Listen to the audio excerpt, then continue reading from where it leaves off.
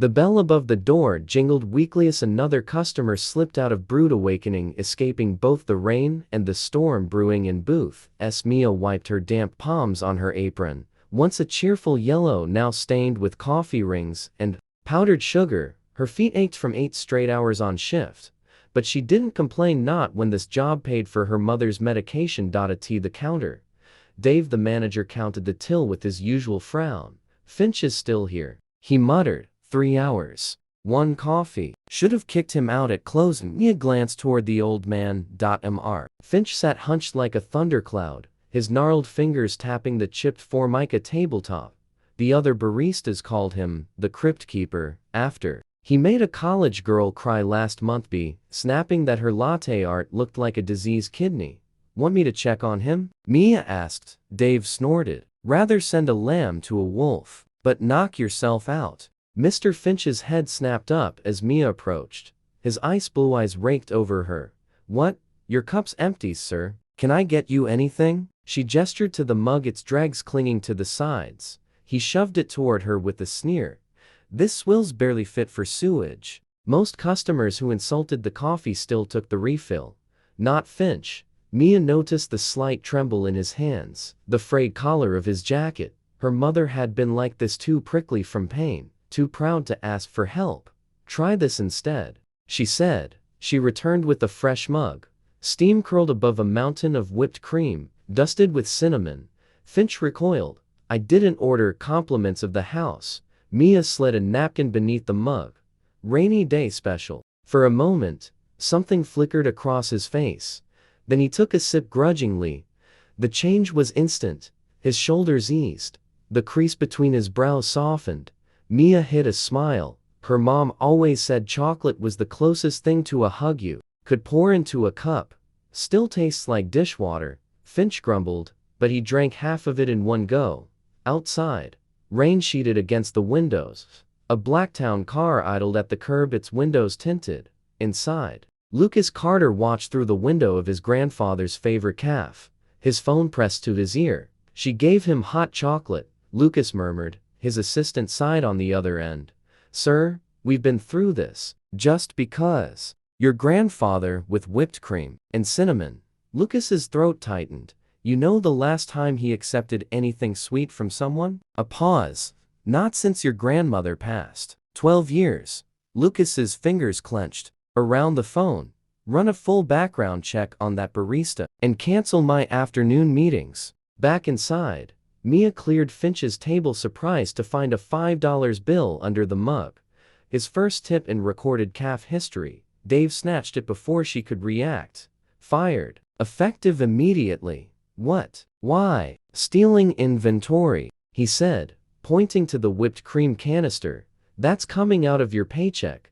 As Mia numbly gathered her things, she didn't notice Finch watching from the parking lot, his gnarled hands clutching a burner phone. "Found her," he rasped into the receiver.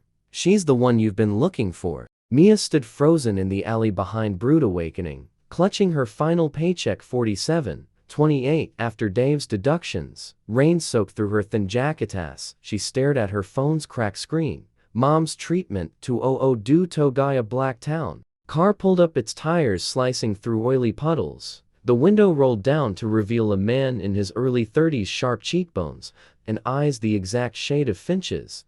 "Get in," he said. Mia stepped back. "Who the hell? Lucas Carter." "Finch was my grandfather." His voice cracked. "He died an hour ago." At Carter and Son's law office, 45 minutes later, the will reading was nothing like the movies. No wood-paneled library, no dramatic pauses, just a fluorescent-lit conference room and a harried lawyer speed-reading legalese. "Dear Rodriguez," the lawyer announced, adjusting his glasses. "To you, I leave my Napa Valley estate, Vine Hill, valued at $8.7 million. Mia's coffee-stained sneakers squeaked as she shot upright. "What?"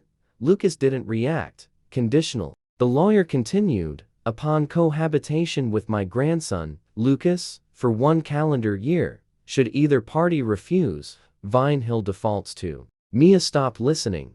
Lucas was watching her, his eyes scanning her frizzy hair, chipped nail polish, trembling hands. "Why?" she whispered. His reply shattered her. You were the only person who treated him like a human being. Vine Hill Estates. That ninth place was a castle, stone turrets, a driveway longer than Mia's entire block. Lucas stood in the foyer, stiff and formal. Ground rules, he began. No guests. No discussing our arrangement. And absolutely no, but Mia was already walking past him toward the only room that mattered. The kitchen. It was a stainless steel cathedral industrial stoves. A walk-in fridge bigger than her apartment. She yanked open the pantry and nearly cried. Shelves stacked with real chocolate bars, vanilla beans, the good cinnamon. When she turned, Lucas was standing in the doorway, his designer shoes silent on the tile. What are you doing? Mia grabbed a copper pot. Making hot chocolate. 6 weeks later, tabloids dubbed it the Cinderella scandal. Photos of Lucas carrying Mia's groceries. She refused his driver.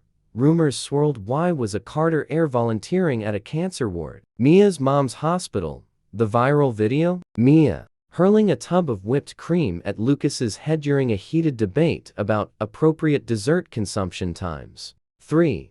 OAM was definitely appropriate, but the real bombshell came at the Vine Hill Gala. A reporter asked about their fake relationship. Lucas stunned the room by dropping to one knee. It started as Grandpa's scheme, he said, pulling out a ring. But Mia, you're the only person who ever called me out for being an ass and brought me cookies afterward. Epilogue. 1 year later, the estate became a culinary school for foster kids. Dave from Brood Awakening rehired as janitor. Mia insisted on fair wages, and that one $200 medical bill framed in their bedroom with Lucas's handwritten note. The best investment I ever made was your kindness. As Mia tossed her bouquet from Vine Hill's tallest turret, she caught sight of a familiar face in the crowd. Mr. Finch's portrait, winking from the library window, his hot chocolate mug raised in a quiet toast.